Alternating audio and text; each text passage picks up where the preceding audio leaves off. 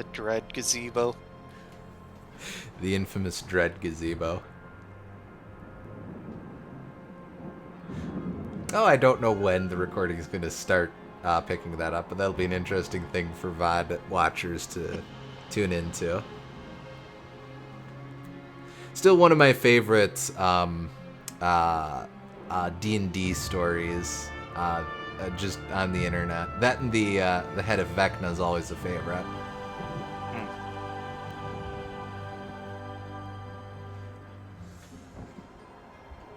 All right. Welcome everyone. This looks like our last session of MediEvil. Yes, indeedy. Hey, SG. Hey, Evie. Righto. Yes, we only have a few levels left until the very end. So, what do you think? Probably be a little spooky, but should be fun spooky. What do you think? Should we give another minute or two, or should we hop into it right off? I think we're good to go. Okay. All right, so we will start with the ghost ship.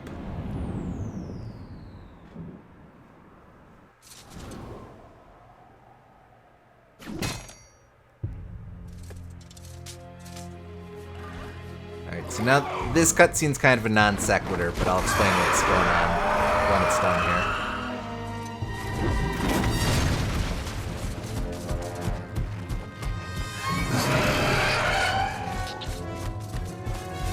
Also, only appearance of Morton, the worm.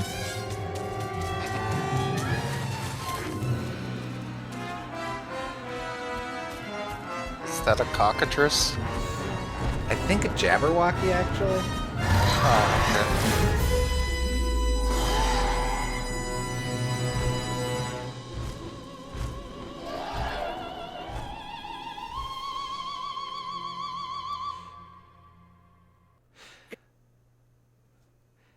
Conventional wisdom says you shouldn't jump onto giant ghost ships in the sky.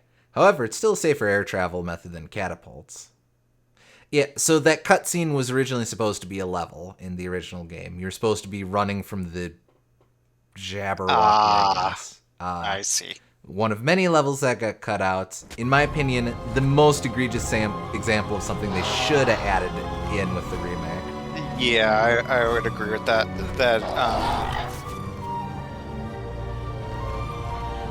It strikes me as they made the cutscene beforehand, and figured they didn't want to waste it, so just stick it in there anyway. To know we have a stowaway on board. I've told the men to scour the decks for him. Good! I want that scurvy dog dangling from yon yardarm by his bowels! Is that really necessary? Couldn't we just give him a good tongue lashing and drop him off at the next port? Look! There's not a man-jack on this ship who wouldn't keel-haul his own grandmother for the silver in her hair! There'll be no tongue-lashing! Bring the landlubber to me and I'll tear him a new orifice! So here we are. But yeah, that would have made a lot of sense for them to add in that as a previous level, but whatever. Most of the crew seems to be under the control of a few officers. Without them, they'd be like headless chickens. That's right. So, of course, we're going to be fighting our way across this entire ship, but one of the gimmicks of this bit is that there's regular pirates and there's officers.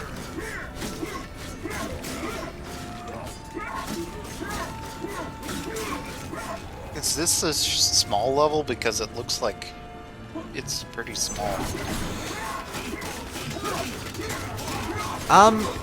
Not especially small, actually. We had, we kind of had a big pan over of the whole. Oh, there's no first person in this game. We kind of had a whole pan over of the level before, but there's a bit more to it beneath deck as well. Oh, okay.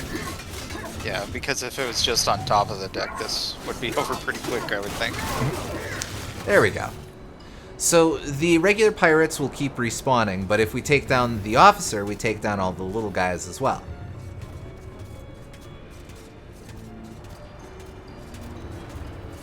Alright, here we go. Now that we've got the moon rune, we can go on in.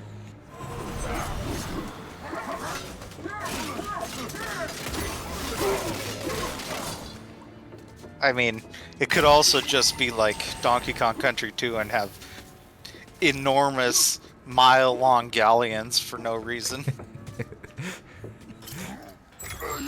Hey, K. Rool builds his fleet big. What can I say? Oh, I can top off on arrows.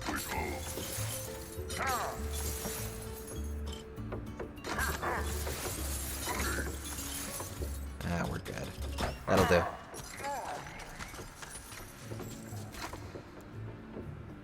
Whoops. There we go. Oh, they're back. Did the officer come back? Nah, they must be under a different officer. What are we doing on a pirate ship? Well, so we were in a haunted ruins that we blew up, and then... Whoops. Oh, yeah, if you fail the traps, you fall into the hold here and have to fight your way out. You fall into the Unithorn's lair. Well, you blow it up? Well, it was full of evil demons. It was the only way to take care of them all. Yes, and then we fell into the hold.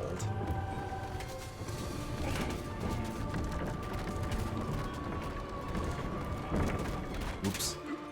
Well, that'll learn me for getting greedy.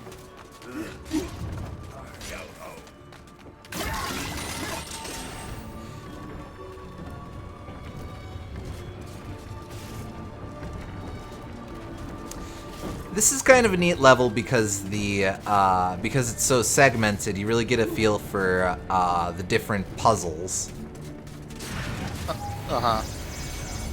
Which is really kind of a neat take in this game where, or in a game that's so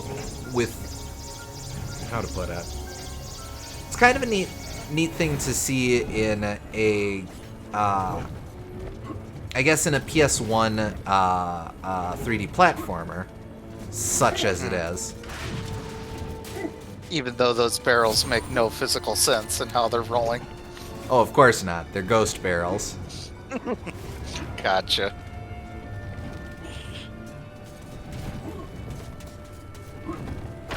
There we go. Alright, so we jump down here. Captain. Actually, that was the captain. Or not the captain, the officer. There he is. It was the quartermaster. That's it. The real person who controls the ship.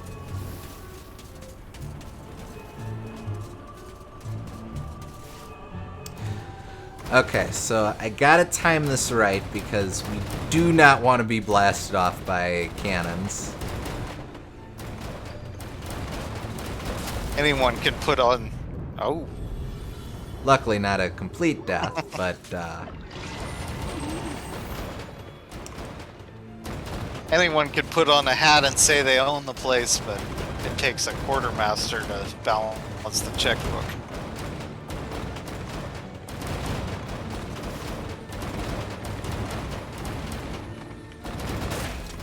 aha! Tricky. They felt sorry for you on that one. Hell, I'll take it. Although I do think it would be quicker if I just fell off, but yeah.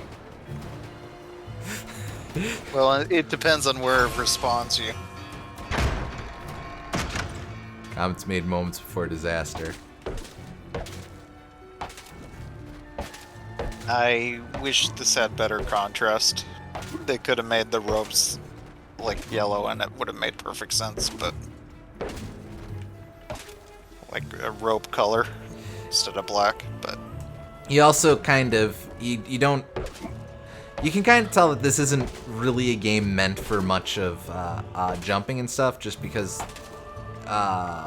between the fixed angle and Dan not having a shadow to reliably gauge where you're falling, if you're not really comfortable with where you're moving, it's easy to just fall in, and you just fall into another hold. I'm sure we'll end up there in a sec here anyway, but yeah. yeah, just changing the color there would have been a pretty easy thing to do to make it more fair, I think. Mm-hmm. But whatever.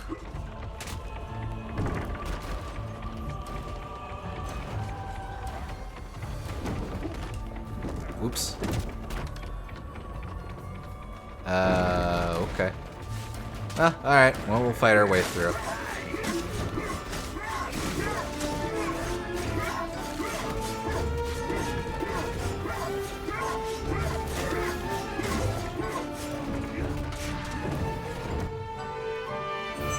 Oh, here we go.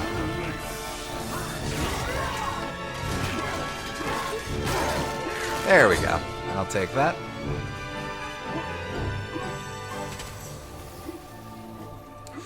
Oh, right, this bit. Okay. Alright, so I have to time this right so that I don't get, you know, messed up by the cannonball. That for some reason is firing in the hold. I don't think too much about it. They're blasting chips on both sides of it, and they're blasting through the hold because they want to practice their accuracy, I guess. Is that the pirate equivalent of 360 no-scoping? Yes.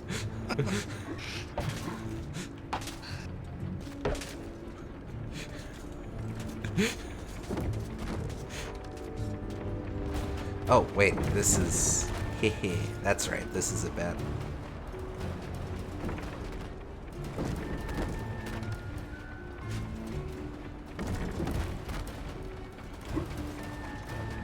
I didn't quite time that right. I could have made that.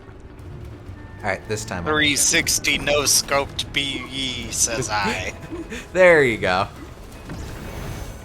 It's funny, I was playing Pac-Man World on GBA today, and it has those exact same cannons with the platforms above them that open like that they use as platforms. Oh, really? Yeah. That's right, I forgot Pac-Man World. Because I've played it on PS1. They totally had a pirate world in the first world. Yep. GBA port is not very good, but whatever. Very compressed audio and bad animation. But whatever, it's playable. That, I'm trying to think. That would have been an early GBA game, wouldn't it? Nope, 2004. Really? Yeah, that it was late. It was much later than the PS1 version for whatever reason. Yeah, that was after World 2 would have come out. Yep.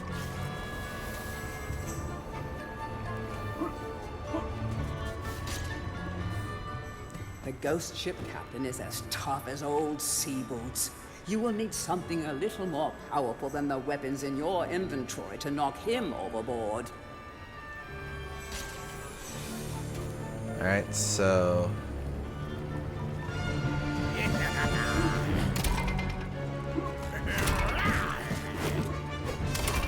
So, of course... Wait, no. What did I do? Oh, wait. No, I think I have to...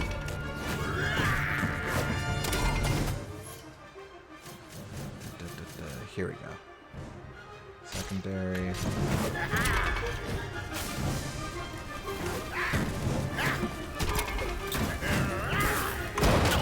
There we go. See, even in the end game, we're still getting a lot of use out of this, the club. Yeah, that's cool. And don't ask how the cannon's being, how we're filling the cannon between volleys.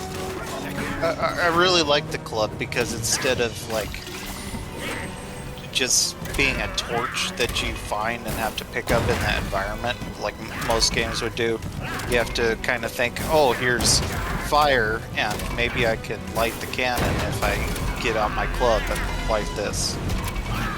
Like, it's not a complicated puzzle, but it does force you to make the leap of logic yourself, and I really appreciate that.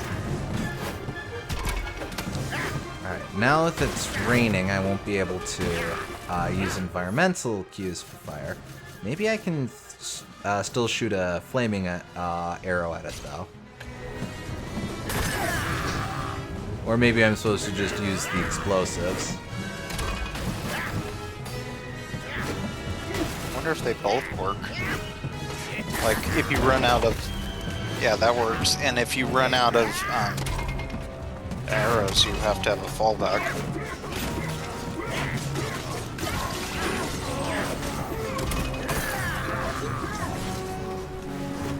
So jumps over there.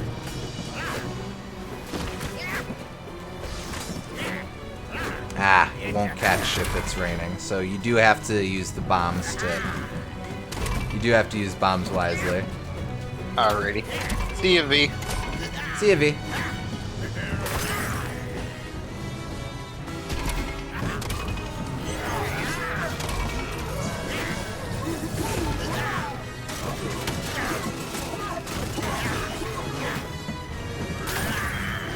Ah!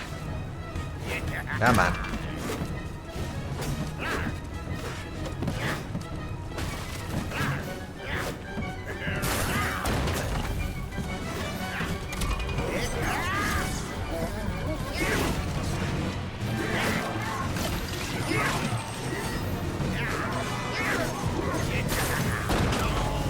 One more.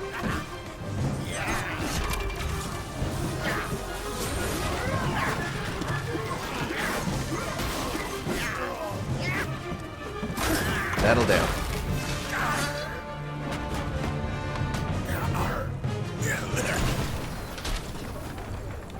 Alright. Now I can end the level by going there, but I don't think I have full chalice yet. Nope, so we'll have to double back. I think there's a thing or two I missed anywho, so... Oh, well that was weird.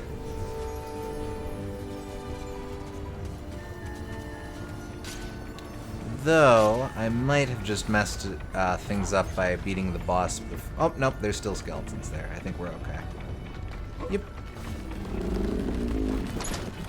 Careful you don't suffer the captain's final curse of level geometry.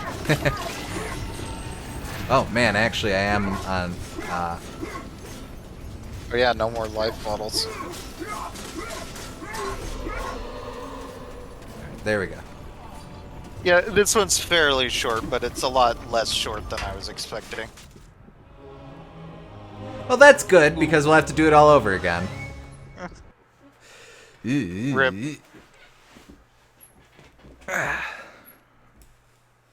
Isometric platforming strikes again.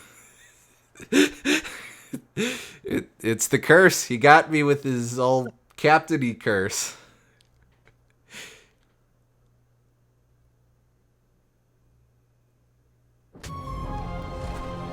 Alright, let's just blitz through this.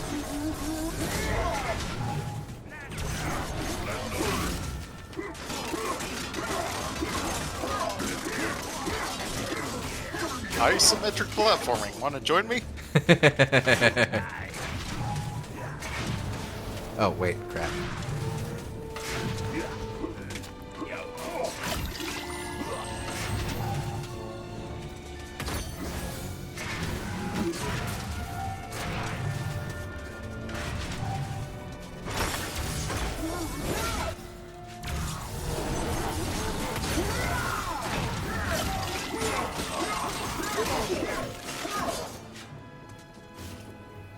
take that. Did I get the rune? Yeah, Yes. I got the rune.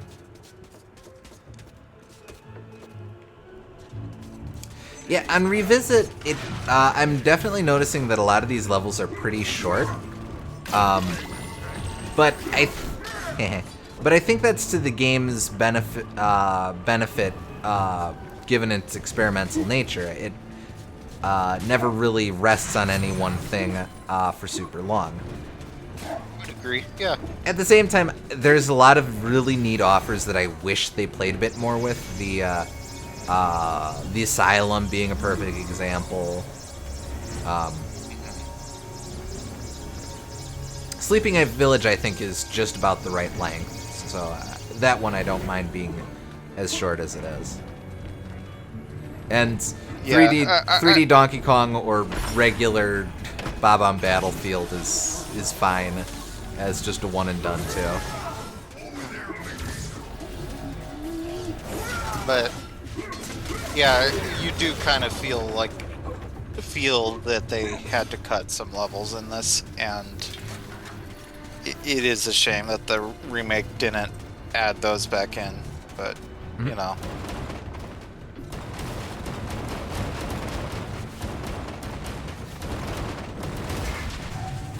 Dope. Oh. Thank you, game.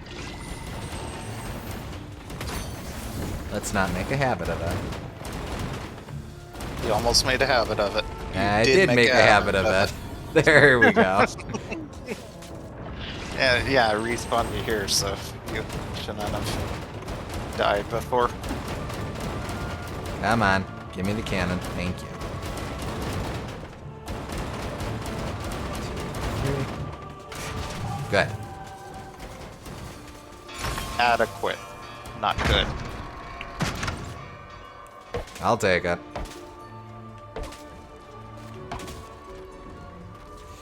Alright. We'll go ahead and hit that healing dude.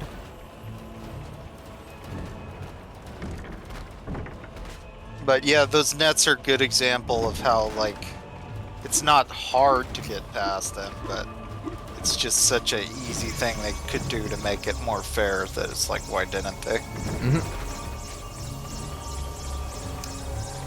Makes me wonder, because I'm blanking now, how they did it in the original. Like, if that was a different, if that was brighter and they just...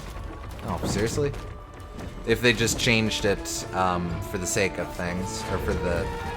I don't know, to be more in line with the color palette of the rest of the game.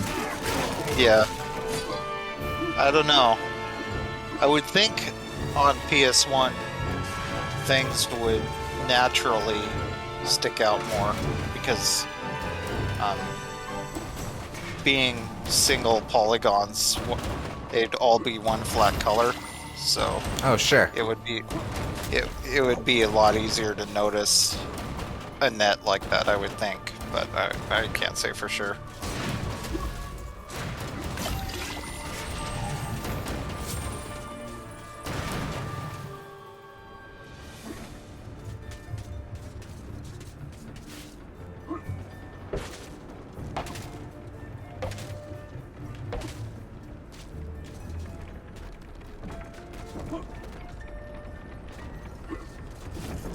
Oop, easy.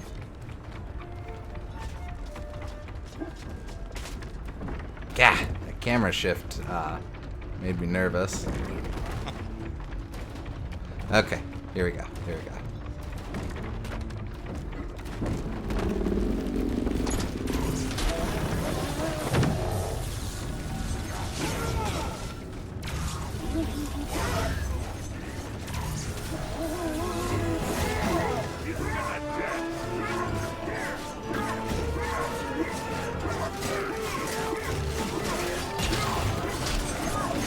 I like that this level has a lot of going down and then going back up and then going down. Like, it's easy to just make it going across the galleon, and this plays a lot with, like, all of the architecture that a ship naturally has. Yeah, like towers. Well, elevators. No, I get what you're saying though. It's it's extravagant, but I could see something like that existing on like a cartoonish version of a ship. sure.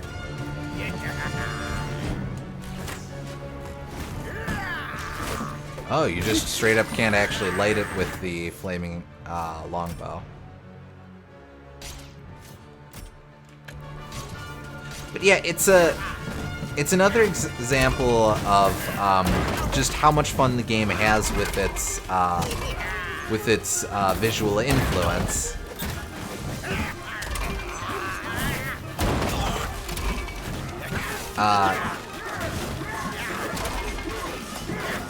In its very unconventional or kind of loosely conventional. How do I want to put it? In the game, not really adhering to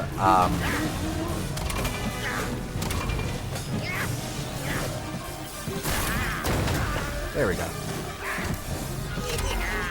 In the game, taking its influence from German Expressionism, it's playing a lot more with how the landscapes are set up.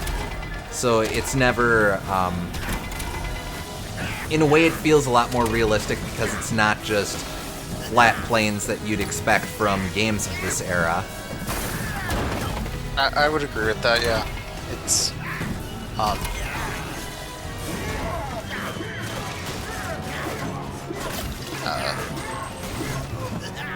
very dynamic with how its level is set up. Yes. Lots of framing.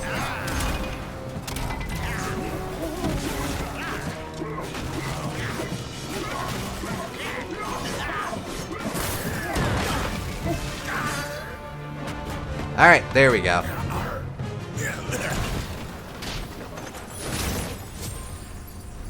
Landscapes are set up, not intentional, but I'll take it.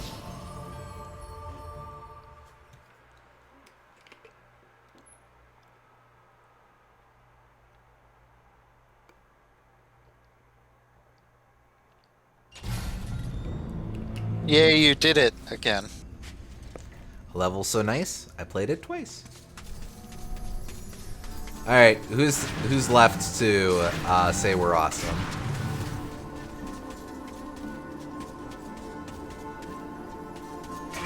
Ow. All right, sure. You are back here for the skill. I think this is because of my shield, yeah? But I have something else I can give to you. Something you may find very interesting.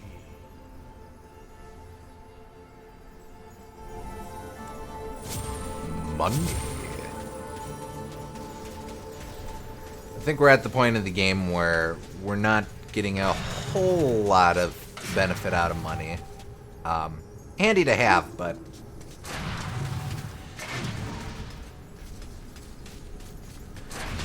Maybe it's like the infinite coin chest in Super Mario RPG. Just like, now we're going to make money totally irrelevant.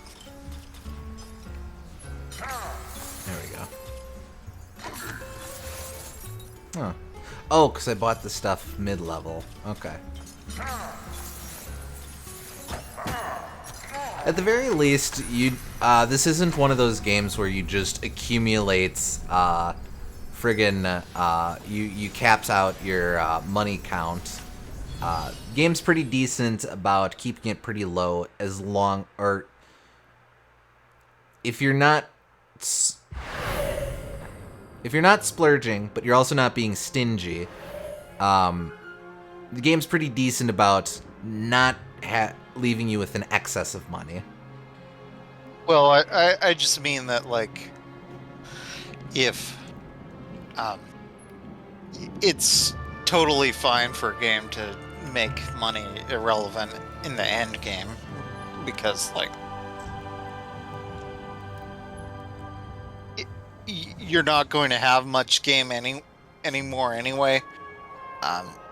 So you were still getting use out of the economy system up until that point. so I think it's fair. Sure. Alright, from the ghost ship, we move to the entrance hall.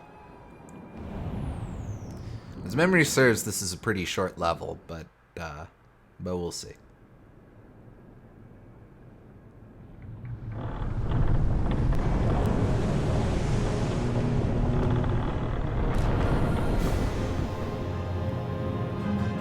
You just stole the ship.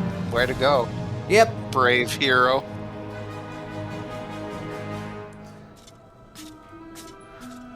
I told Very you. heroic thing you did. Yeah, I told you it's like Rayman 2. Zarok conducts his evil wizardry duties here. Try not to disturb the imps during their routine cleaning duties. And please take off your shoes. Since it's been a bit... There's always a Rayman 2 comparison. It's just... I don't know. You're the Rayman 2 guy. Do you think I'm off base with comparing to Rayman 2 here? It's Just totally overall. it's totally different because instead of stealing a pirate ship in the penultimate level and then going to a pirate ship, you stole a pirate ship in the penultimate level and went to a spooky castle. Totally different. I guess. Alright, real quick, we'll go ahead and run through some of these. Oh, good. This feather-brained flock isn't good for much, not even shadow demon food. Farmers are far more filling. You may find yourself relying on their dim wit, but cross that drawbridge when you come to it. No, this is very Rayman 2, just in how it how cartoony it is, and it has a dark edge, but also a bit of lore, and I can definitely feel that. Wise King Peregrine, they used to say. But seriously, this guy sent his entire army to battle the undead led by you. Does that sound like someone wise?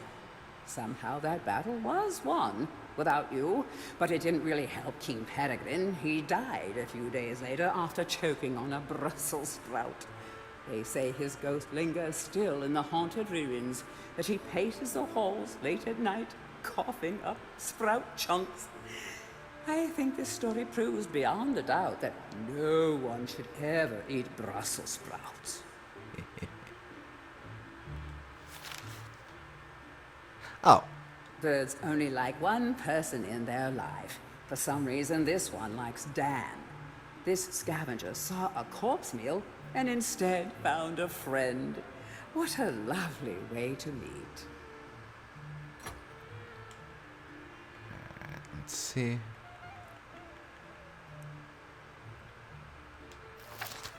These brain-dead bodyguards still defend King Peregrine. Don't tell them of his passing. They would be devastated.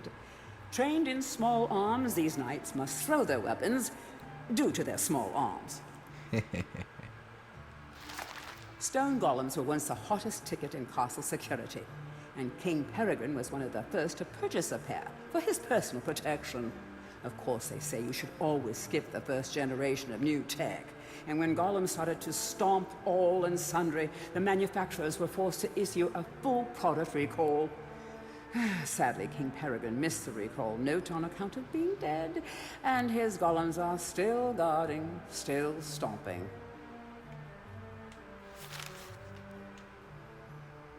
Oh, this is a long one. It's not reading. Am I gonna have to read this one? I guess so. Huh, okay. Many years ago, the foolish sorcerer Mazak the Muddled came into possession of a dragon egg. At the same time, Gallowmere was suffering under a terrible famine, and Mazak had been ordered by his king to seek out a magical solution. If only the kingdom's scrawny chickens could lay eggs the size of a dragon egg, thought Mazak, and he set about applying his questionable skills to transform the egg. Several days later, the kingdom had been saved. The hatched chicken dragon, or Jabberwocky as it came to be known, possessed the ferocity of a dragon and the dim wit of a chicken. It rampaged through the kingdom on a murderous spree and killed so many that even the meager harvest was enough to sustain the survivors, as they mourned their loved ones. The Jabberwocky was finally chased from the land by the hero Dirk Steadfast, who poked it with his magic sword. I was onto something with the cockatrice idea. Yeah, okay.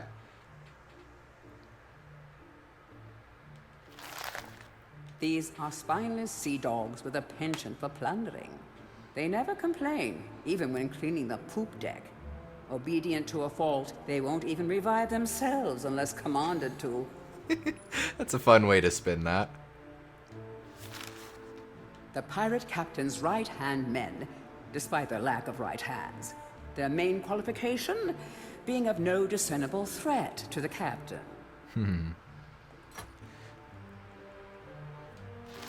Is it really possible to be a ghost, a skeleton, and a pirate? Yes. Not only that, but this Halloween trifecta is so fearsome that he was promoted to captain after just a single mutiny. The other pirates look up to him. Well, he is twice their size. All right. Like that Halloween trifecta.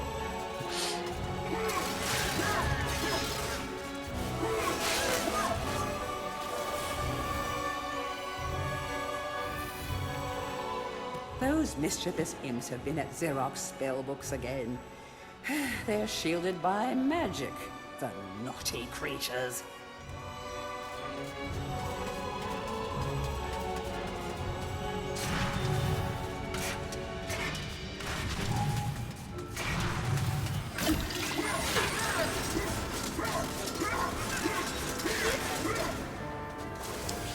You really get a sense for how powerful this sword is. Imps, with all these imps here, them still being early game foes that we're just dispatching like they ain't nothing.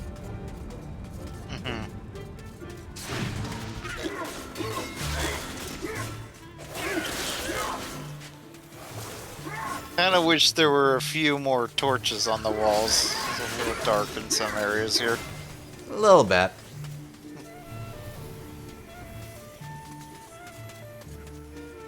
Now this room we saw in the original cutscene, or in the opening cutscene. Hey!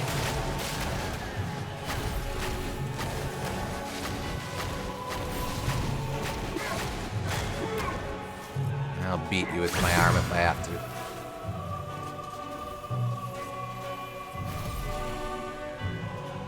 Know that if you release the entrapped souls in this chest, they will need help to be set to rest once again. Assisting these souls would earn one a place in Galamere history as perhaps the greatest of all its heroes. Is that something you would do, Sir Dan? If you do, history will be yours for the taking. Alright, now this was added new to the remake. We're not going to be doing this, but this is a game-wide side quest where once we open this chest, spirits will hide in every level in the game. So there's lots of backtracking, and they add additional conditions for getting each of these spirits. For example, in the Sleeping Village, if you remember that pond, you have to actually go fishing for the spirit to get it. That's kind of a fun thing to add to give some more value to the remake, though. It is, and on top of that, if you get all of them, the narrator is speaking quite literally. History will be yours for the taking because you unlock the original game. Oh wow, that's a very cool touch. Mm-hmm. They even add it to the start menu, so you get new game, load game, settings, and old game. I like that. But yeah, I'm always super appreciative when they put the original there too. Like in Metroid Zero Mission, that was always one of my favorite additions, just that it had the original Metroid in there. Sure. Yeah, that's basically why I say this is the definitive version of the game, because it has the original game in it. Yeah, it's kind of hard to argue with it at that point. Mm-hmm. The Like, I'm sure secret there's some diary things of it does Zarok. better, but still. 100 years I've spent in exile, using my anger to keep me warm, feeding off my suffering, relaxing with my angst. But soon they will pay, all of them, including Fortescue. He thwarts my first plan to conquer Gallowmere, then posthumously claims to have killed me. When I find him, I'm going to get MediEvil on his bony behind. I never liked him anyway, always hanging around the court interfering. Where are you going with their dead cat, Zarok? Where did you find that brave Zarok? Wretched busybody.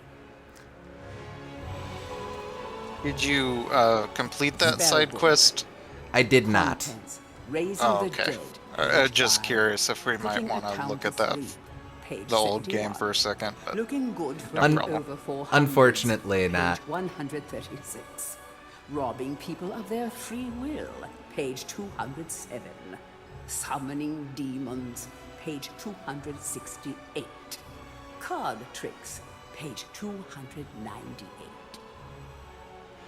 Yeah, no. Unfortunately, it's actually a very involved side quest from a little bit. I started doing it on my original save, and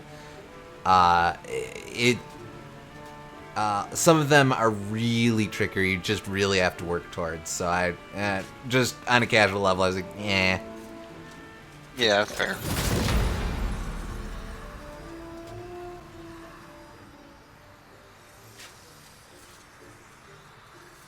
That's right. That's the other thing. The spirits are mismatched with the levels that they belong to. So, the spirit that you run into in this level references is tied to the unlock condition in the Sleeping Village. So, if I remember correctly, you have to complete that, then bring that fish back here.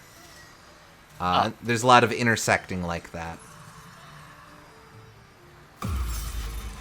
Oh, Kinda no, makes it he like a comes with riddle. you, but still.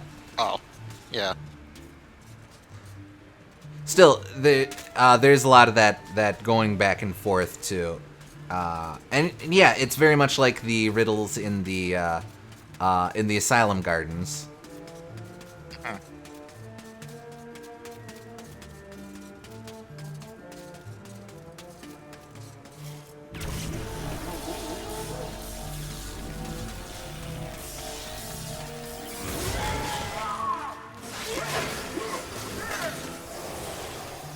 Oh, hey.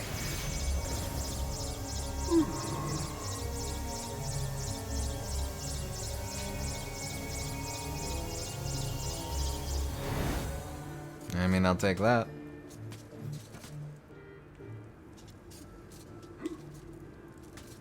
Alright, there should be one or two more imps around here.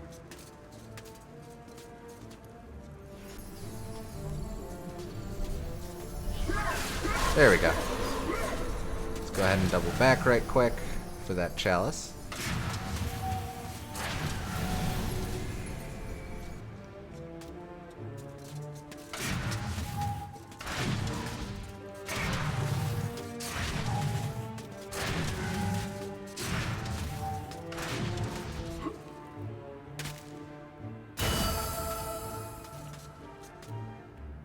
Wait.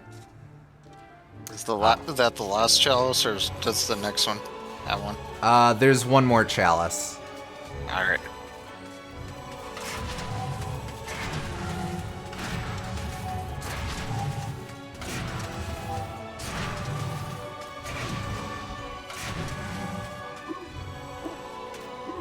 Come on. I guess no jumping down the stairs. Dan observes proper stair safety. Well, anyway, let's get out of here. He learned his lesson from Castlevania. I guess.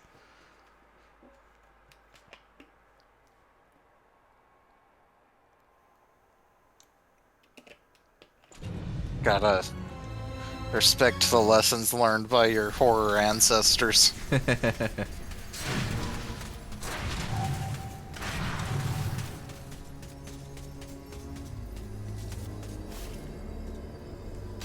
Hey, Danny man, how's that sword bearing up? I told you it was magic, right?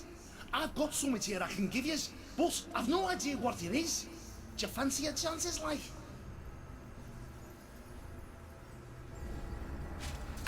Well, I won't say no to more health.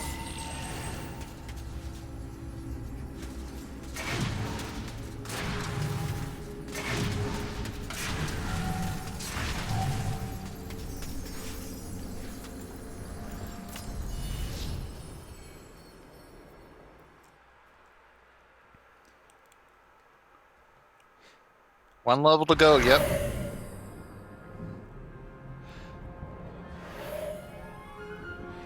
Alright, so we move on from the entrance hall to the time device. Okay.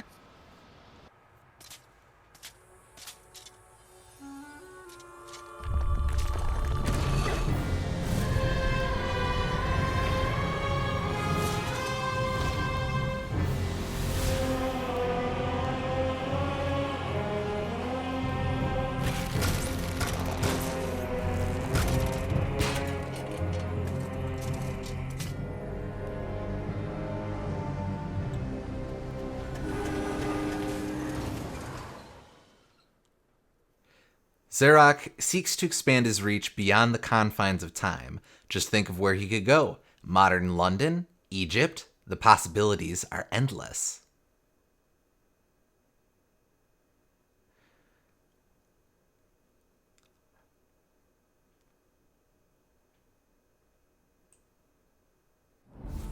There we go.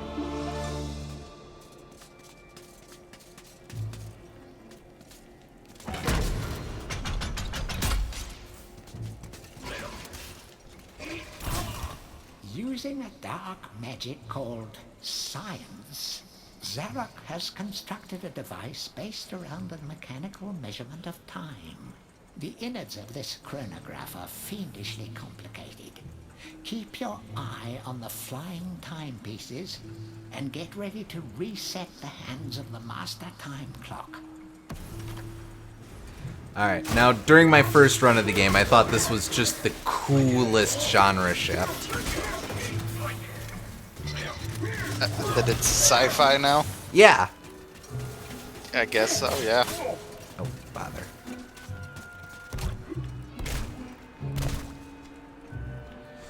Wait, I want to switch to...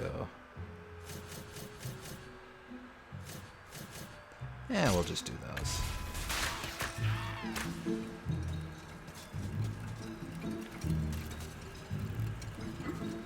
And it's got astrological symbols on it. Mm-hmm.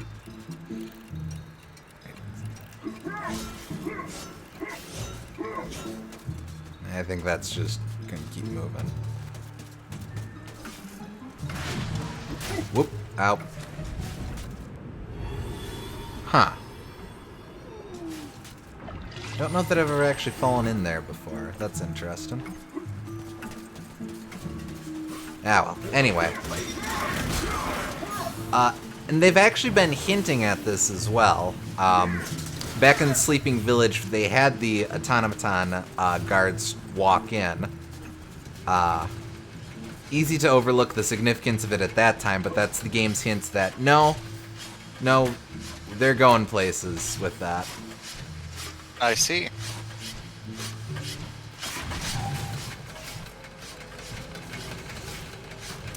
I don't think it's ever referred to it in game, but a lot of the concept art also, or a lot of the programming identifies this level as the City of Madness, which I think doubles, is both a way to obscure the real nature of the level, and also probably a way of acknowledging what, oh bother, what this level would appear to people of Gallowmere.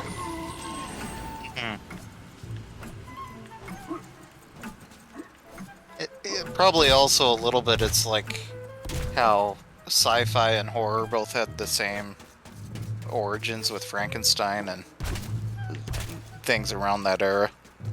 Oh, sure. Because the boundaries between those two genres used to be a lot blurrier. Because in the past, science was always seen as a scary new thing, threatening tradition and religion and everything else. Oh, sure. I was supposed to be paying attention to a clock. Don't know that I actually did.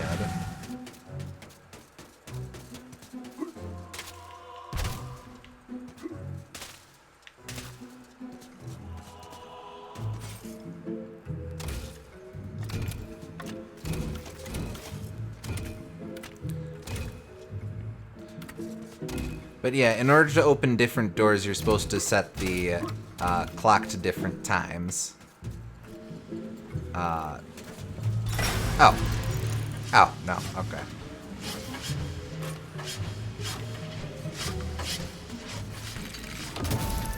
There we go. That's our first time is... I don't know my astrological symbols. Gemini and I can't see the one with the springy one.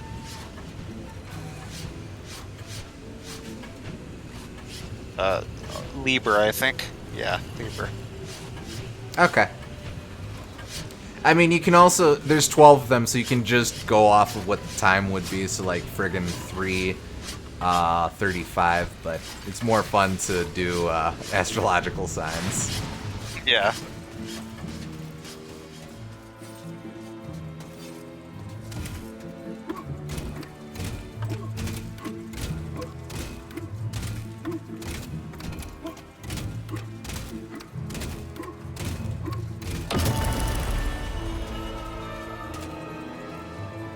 Nope, not that one. Oh, no, I know. Duh, it's going to be the one that we saw before.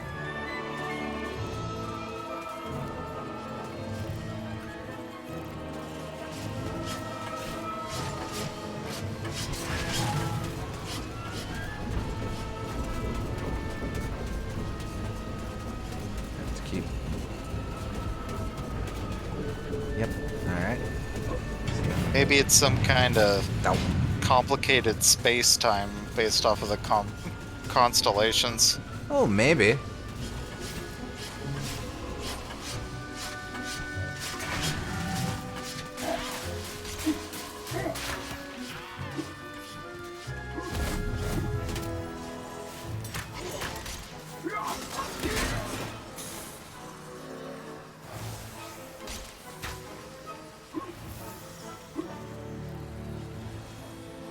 Oh, and that's the chalice right there. So we'll have to come back to this once we get the rest of the goods. Alrighty. Oh. There we go.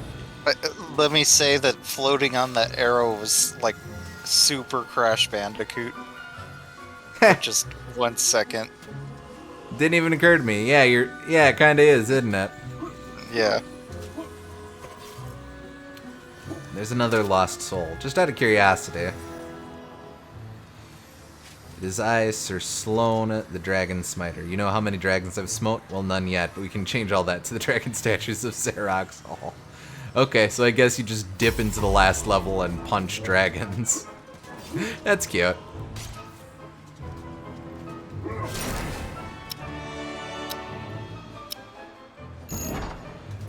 Oh, that's right. Okay, so I think I do that, and then I have to redirect those.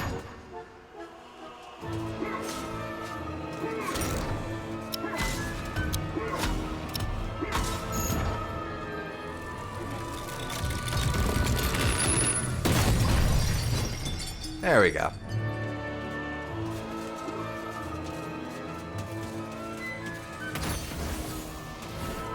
Alright, so again, I have to remember to come back here once we clear, fill the chalice.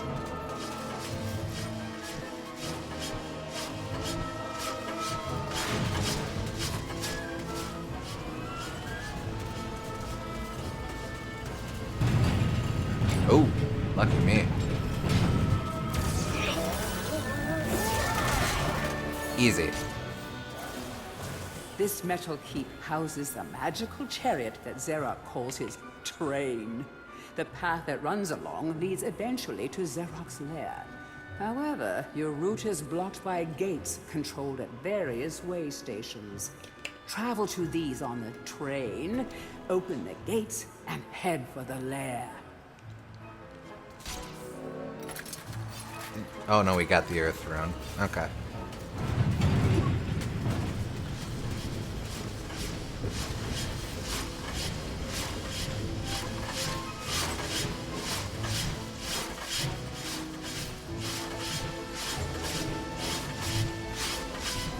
That's right.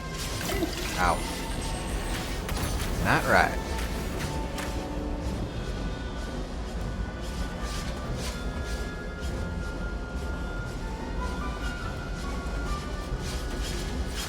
Whoop.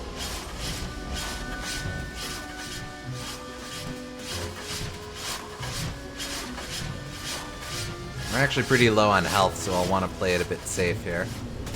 Yeah. Immediately plays it not safe here. Wouldn't have it any other way.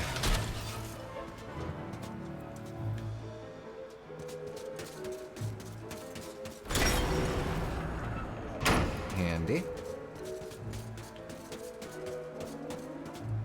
Oh, no. I think that's just an enemy closet.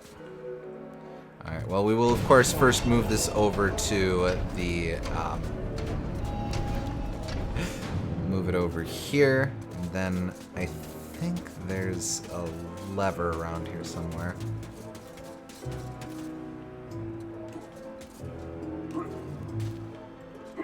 Go. Go. That's not the lever. And Dimiskew, owner of the Dimsmear Dimiskew? That's right. Not right.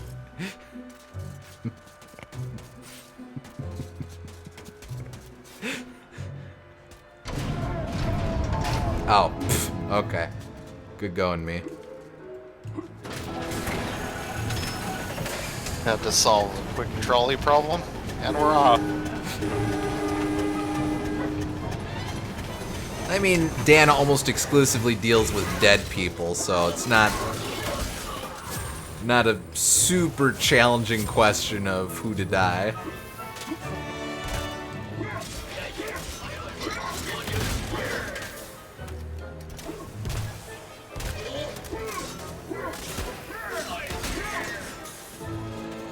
There we go.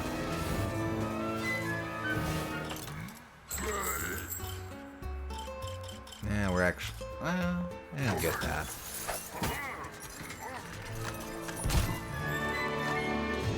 Let's go home.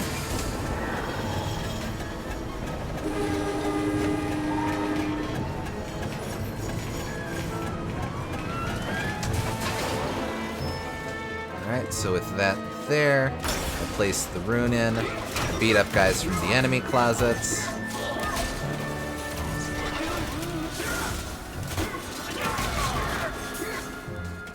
Okay, don't go wandering off on me.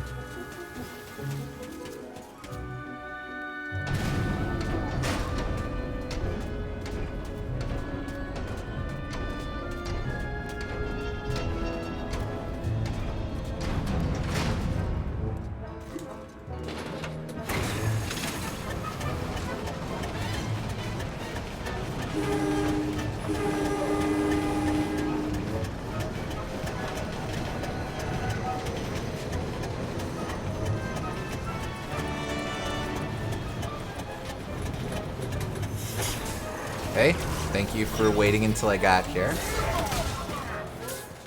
Anytime, good sir. Now let me shoot you. Oh, good, fountain.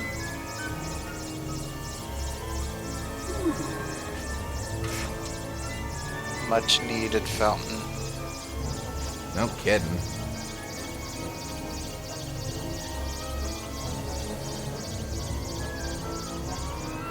Alright, that's good enough. That'll bite us over quite nicely.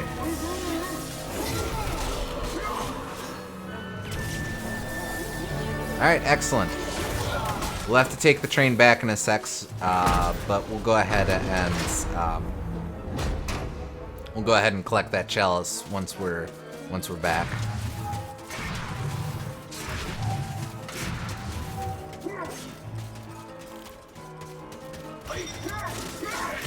See ya.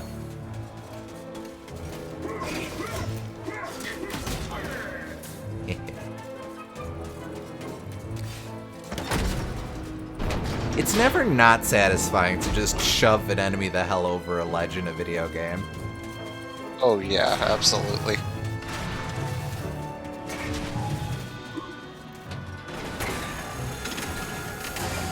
Hell, it's even satisfying to shove an ally over the edge in a video game. We're a baby penguin, as it were. Yes. Or Yoshi.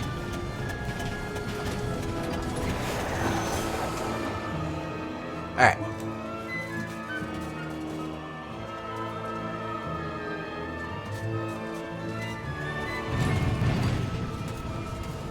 Yoink.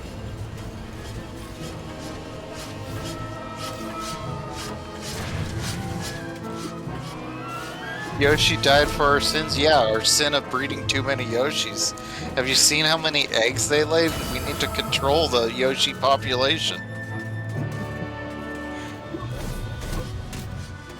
They're a menace on society. They eat so much and lay so many eggs.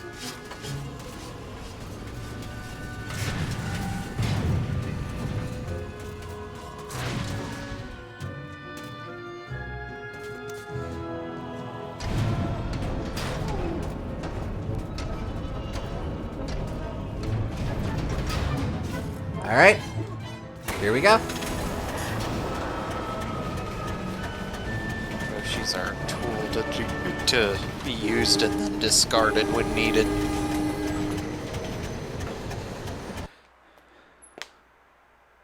Alright. And that was the second to last level. So you lied to us. Well, no. That was the last chalice. You prove us all wrong. But you said there were 3 left. Maybe it is destined to be a hero. Maybe I said it 4. can defeat Zarok.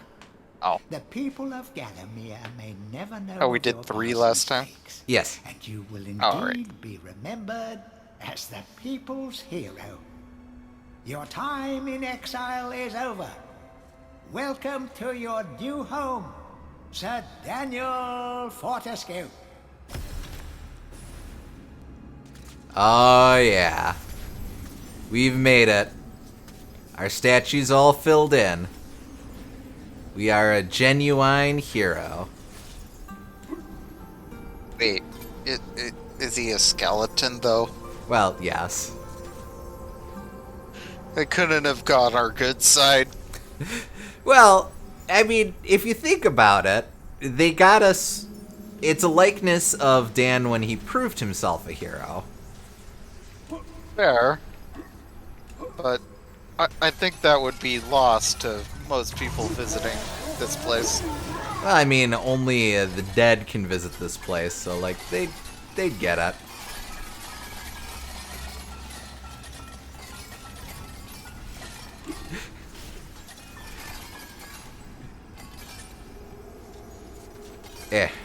Perfect.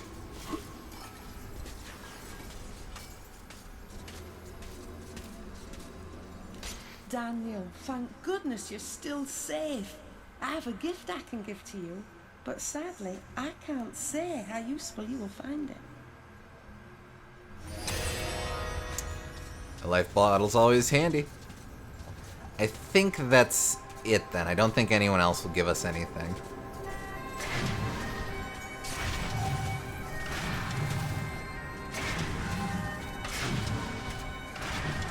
So are the gifts tied to what level you get them in, or how many chalices you got? How many chalices? Oh, okay.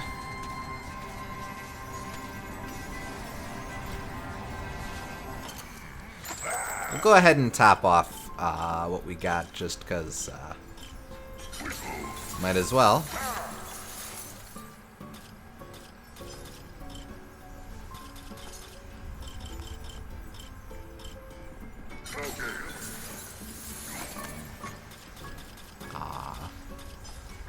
Alright, that'll do.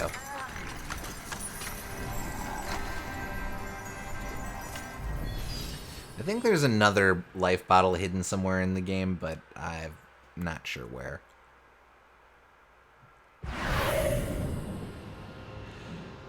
Alright. Now that we've braved the time device, we arrive finally at Zarok's lair.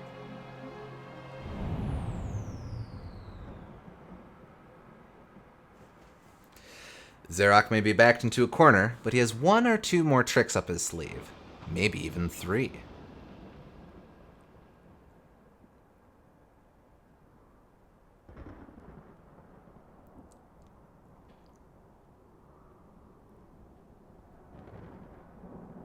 Hit the space device, sure. We never thought you'd get this far. Your final encounter with Zarok awaits beyond this point. He has surrounded himself with his unnatural bodyguards, but you may yet even the odds by calling upon the lost souls collected within your chalice. Place the chalice on the shield at the heart of the arena. Good luck, Sir Daniel Fortescue. Let's see, I believe we get it here. Oh, no. Is it in our menu here? Okay. There's also found here if we need it. Since we got that life bottle, though, it topped us off, which is good because we are going to need as much health as we can get. All right.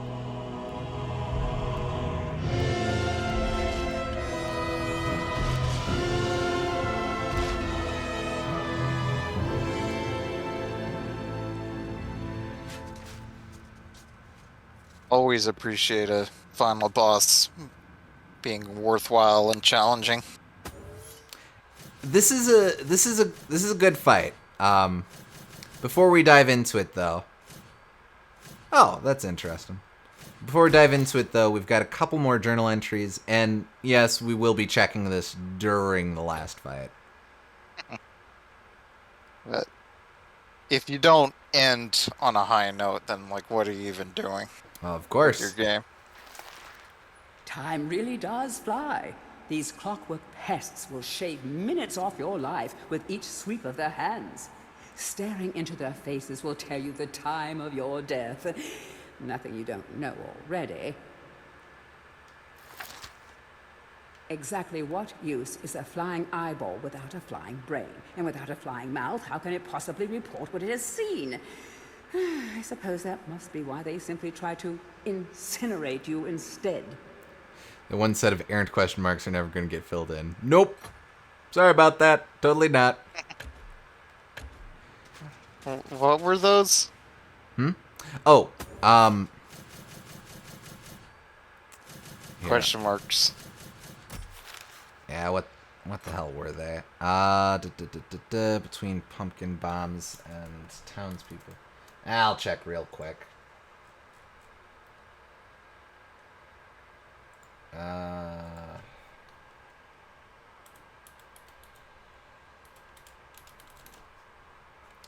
hell is this? Oh, Book of Gallimere. Book of Gallimere.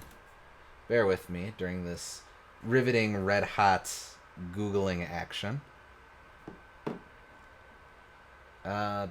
Too spicy for YouTube. Oh! Okay. Wow, I do not remember these guys. Okay. So, in So there's 2 levels, the Pumpkin Serpent and the Sleeping Village. There's rats running around. If you murder them, they show up in the book here. That's the question marks. That's who we missed. Oh. We missed murdering some rats. Whoopee. Can't believe the final cosmetics used Google. They were innocent rats, so we're really a good person. Old nemesis, so we meet again. I see that a century spent as worm food has done nothing to diminish your naive obsession with the freedom of Gallowmere.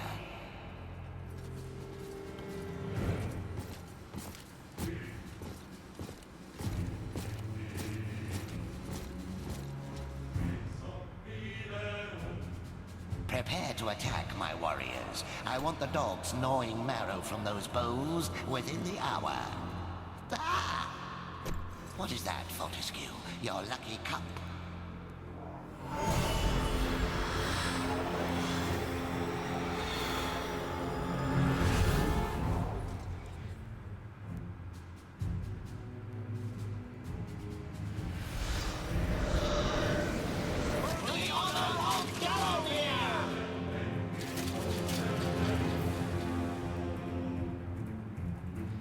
Alright, so I have to pause this in order to explain this. The gimmick of this first round is that we're not doing the fighting. The troops we just summoned are. We need to replenish their health using this good lightning, but we can't. In order to replenish health, we have to sacrifice our own. That's why it behooves you to collect as many bottles as you can and top them off before coming into this fight. That is such a cool metaphor. I dig it. It really is though, isn't it? Because you have to, because this is the culmination of Dan's accomplishments as a hero, is giving his unlife for the cause. Yeah, self-sacrificing. Mm-hmm. I really like this. Not only that, you have to monitor your troops as well, because as you'll see, they're going to split off into different battles, and you have to bop back and forth to heal up your dude. You cannot control the troops. They do their own thing. You just have to keep them healthy. So you'll remember that Dan was supposed to lead the attack against Zarok 100 years ago. Well, this is his final chance to redeem himself as a general. All right. Also, this is just a very Harryhausen fight, and I really dig that. Yeah. Oh, wait.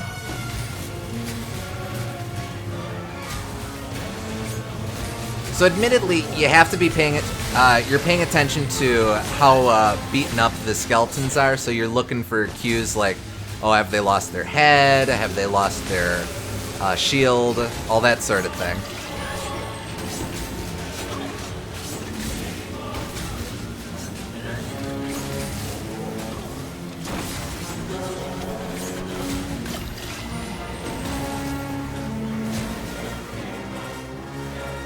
Alright. And you get health back depending on how alive the dudes are. Fortescue. Let us see how you fare against my champion, the late Lord Cardok. He eats people like you as calcium supplement.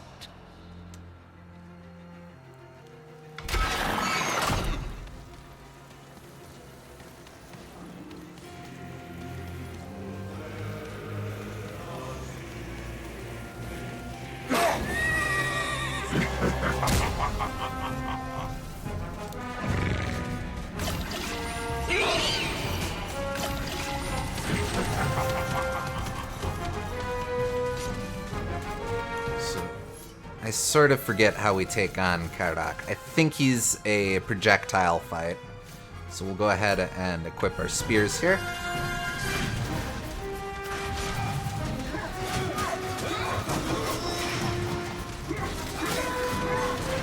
I appreciate that he's using a flail while on horseback, because that's like the best time you should use a flail.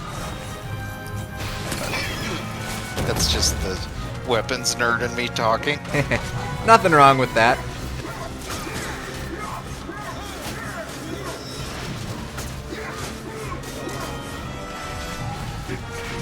Kardak, I don't exactly get why he's here. There's lore reasons for why he exists, but they never really explain that in the flow of the game itself. Just he's here now. But I kind of like him as basically Phantom Ganon worth a damn.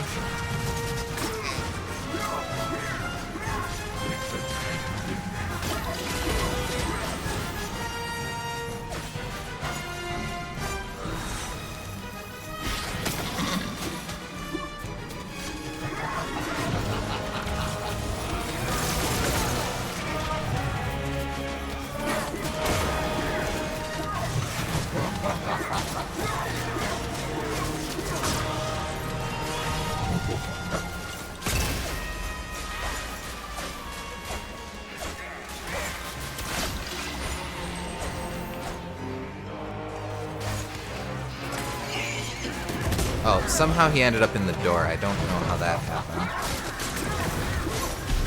Ow.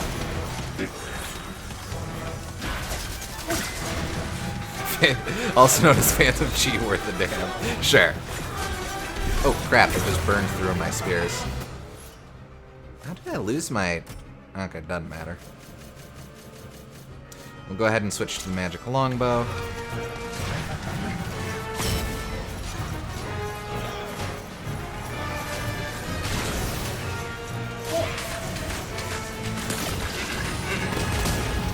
I'm gonna need to pop these guys. I also just really like how hectic this fight gets, or this phase gets, with all of the ads in as well. Yeah, I like how they're hitting you from every angle, and then he also has that shockwave attack. It's cool. Right then, that's it. I've just about had enough of your meddling.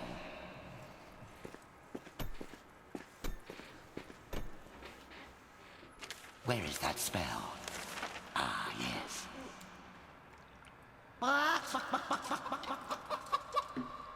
No, not that spell. Oh.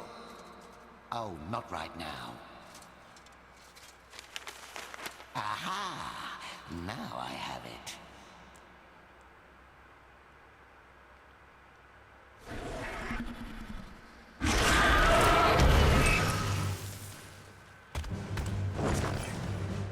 None shall defeat the mighty Zarok.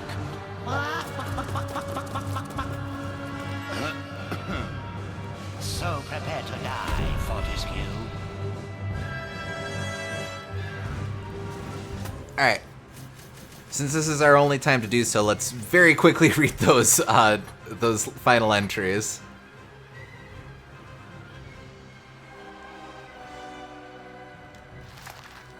These are Zarok's elite skeletal warriors, trained by Lord Kardak himself. Mortal weapons cannot hurt them. Only a hero's blow can fell such hard-boiled evil. And you, Sir Fortescue, are no hero. At least not quite yet. Zarok's champion has charged into countless battles, equipped with nothing more than a 3-string bow, a modest flail, and a legion of undead soldiers.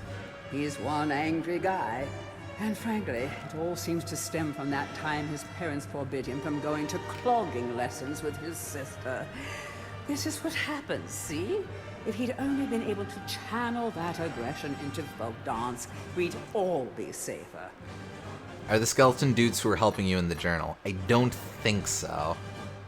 No, don't look like it, unfortunately. I guess the game considers them in the same league as the heroes we've been talking to at the Hall of Heroes. Just those are their incarnations. Psychologists all agree that the final desperate form adopted by an on-the-ropes evil sorcerer, once his minions have all failed, tells us a great deal about his particular psychosis. What does this form tell us about Zarok? Well, I'm no psychologist, But if ever there was a clearer case of narcissistic, agora-paranoid, kleptomaniacal dysmorphism, then, well, my name's not Geraldine. All right, here we go.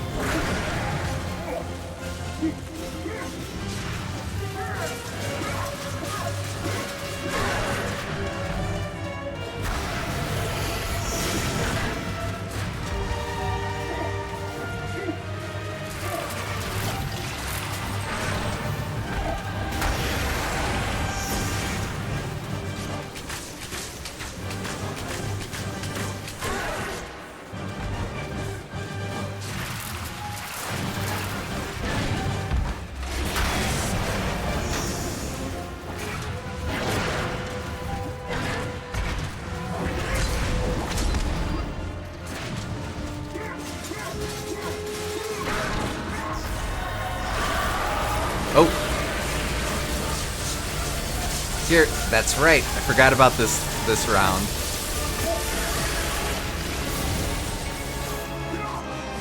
No, other one.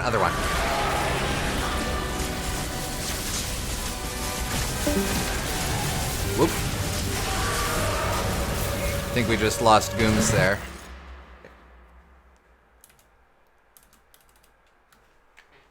Hello? Oof.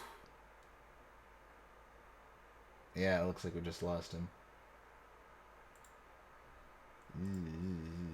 I'll give him a sec.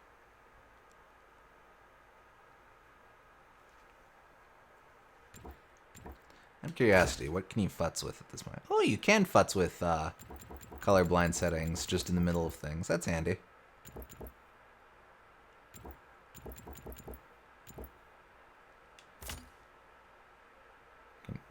Oh. Oh, that's interesting. I didn't... This would be switching back and forth between the setup used in the original game, I suppose. That's kind of a neat add. Well, obviously not the exact setup they used in the original game, because there was no weird middle button on the original DualShock, but that's neat. We'll keep it on modern just because I'm going to get very confused trying to switch at this juncture.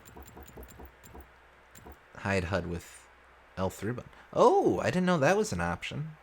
Well, this is what you get for not paying attention to the settings. Let's see. Brightness. Yeah, that's sure a brightness option. Colorblind, you can really just... Yeah,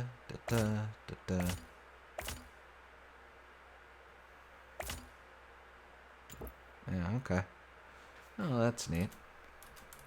Those sure are settings.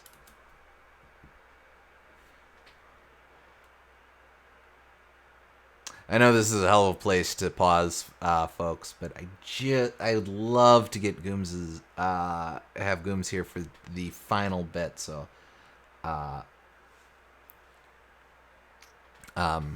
so I'm just hoping to see if he hops back in like a couple minute or two here.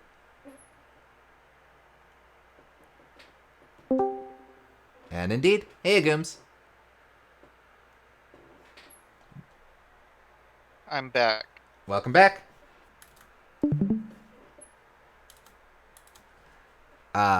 It's all good. I stalled for you. Didn't want you to miss the riveting finale. Hello? Hey, I can hear you. Can you hear us? Yeah. Okay, good. Good. I'm back. Thanks for pausing. I lost power because I had to start up the generator. Yep, no biggie. Yes, we learned all about the settings. Apparently there's an option to switch over to the original game's controls, which I never quite realized they had different controls, but that's neat. Mm-hmm. Anywho.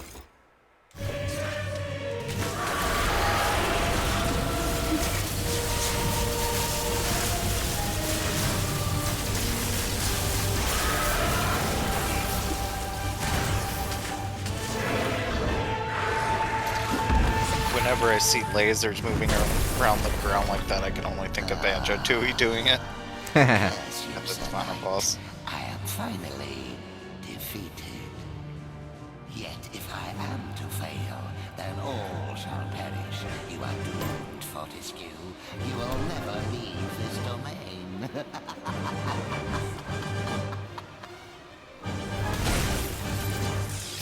So I assume there was more to that final boss than just that. Oh. So you played a little bit of it. But, Oh, yeah. Yeah, it's okay. It was mostly going through different patterns, but they're pretty simple patterns, but you take a lot of damage on incidental hits that he's throwing all over the place. Gotcha.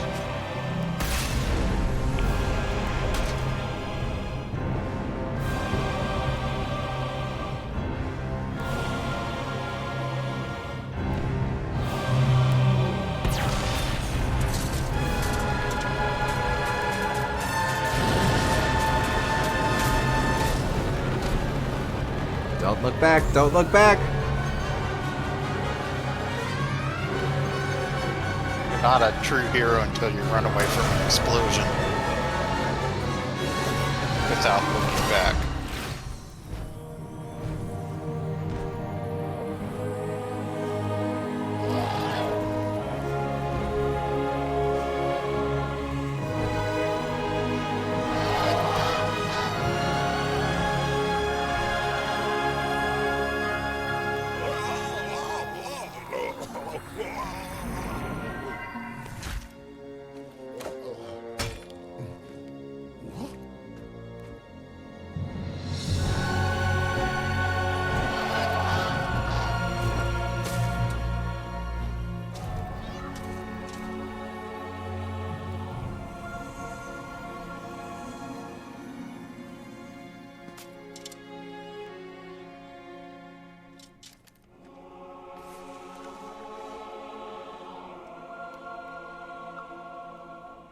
It's actually just that one villager who's back to normal. Everyone else is still insane.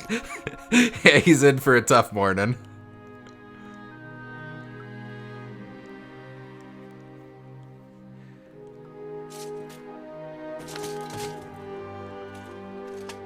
Also, even ignoring that Dan is missing his jaw, I think his top jaw needs to be looked at by a dentist. Aww.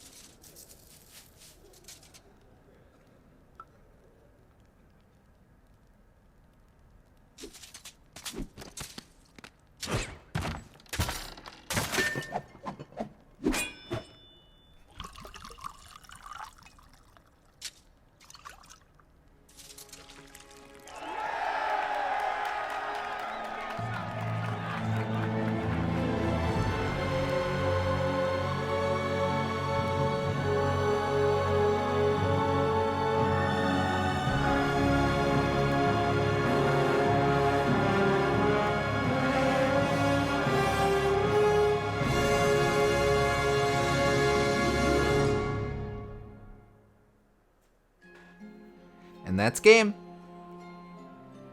Very cool game. It has a lot of heart put into it, and a lot of cool design concepts. Meanwhile, in outer space, aliens are plotting. Yeah, we unlocked the secret off ending. Well, I don't know what the sequel entails, so maybe. Who knows? No. The sequel doesn't involve aliens. It involves time travel. I mean, this one involves time travel too, technically. True.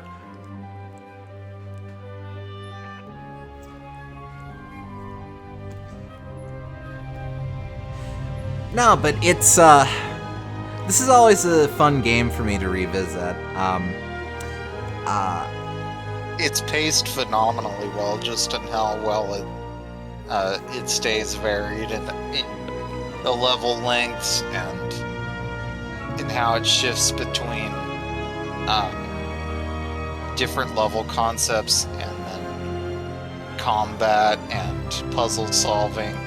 It never sticks to any one thing, and that's its strongest aspect, is just in how well it's paced.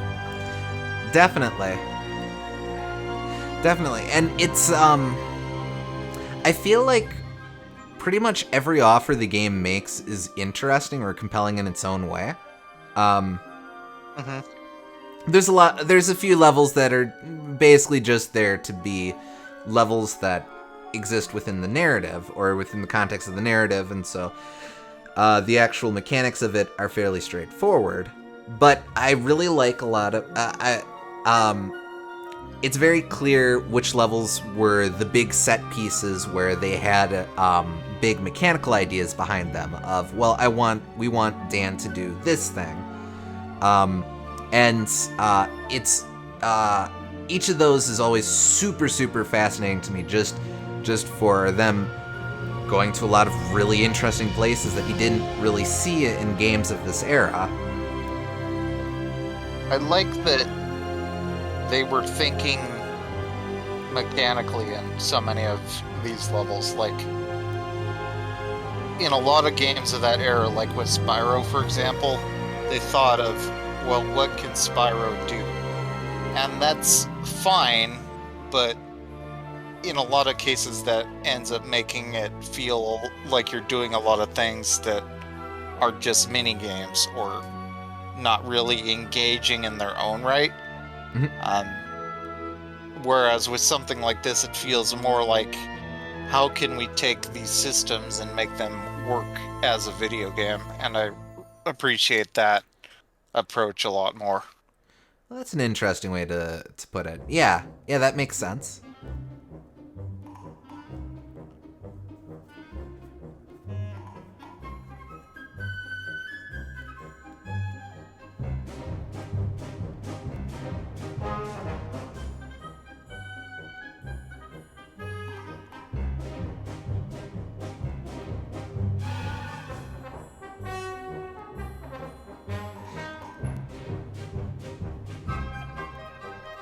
I think one of the things that's always really interested me about MediEvil is that it's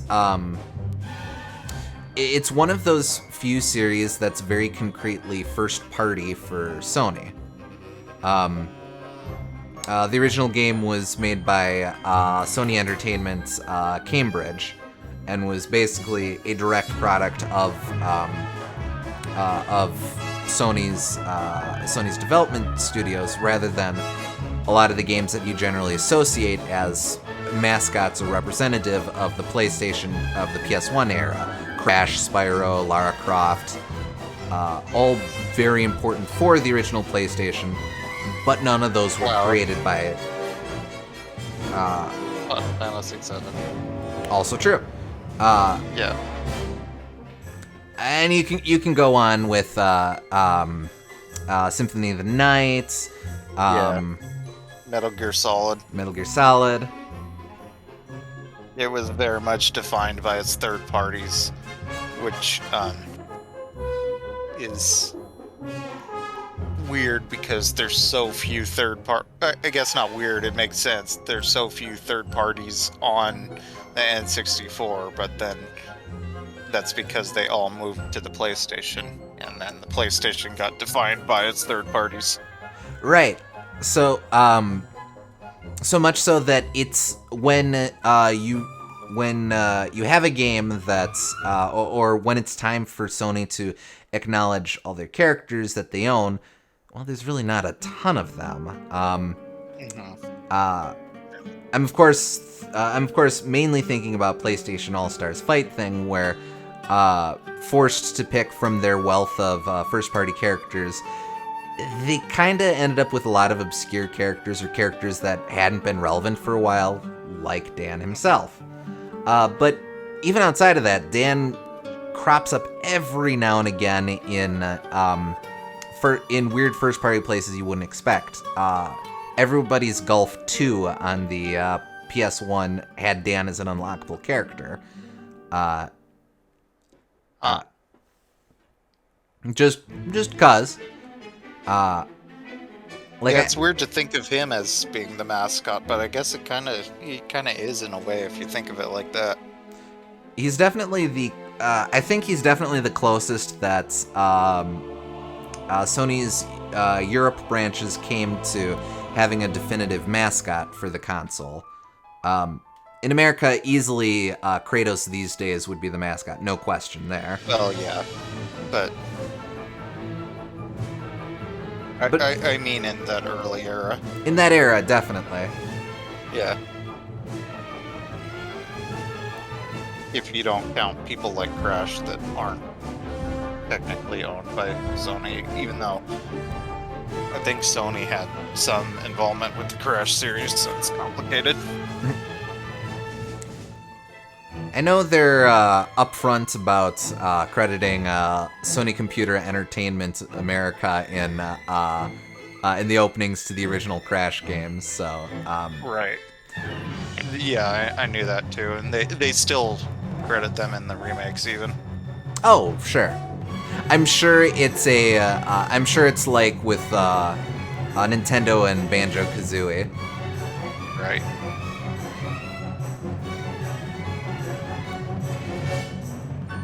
Except the rights went even more weird places for Crash than they did for Banjo.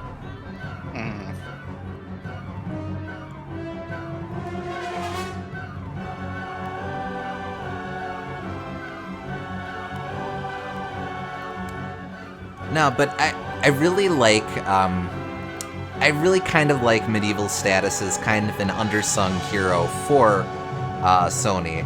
One, it's very on brand for Sir Fortescue himself, but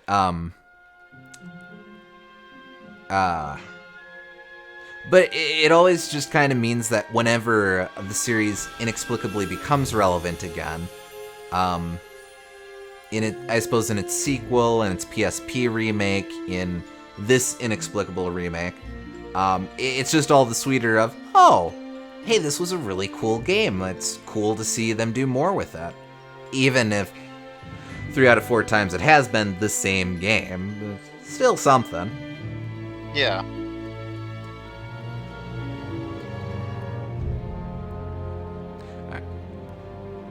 And I think they're just going to keep crediting the hell out of everyone, so we'll just swoons on past. Yeah, Sorry, everyone else. It would be nice if they could give it a new game, I'm sure, but it still is nice that it is existing in some capacity, and doing a remake is a lot safer bet, because if the remake is successful, then they can maybe move on to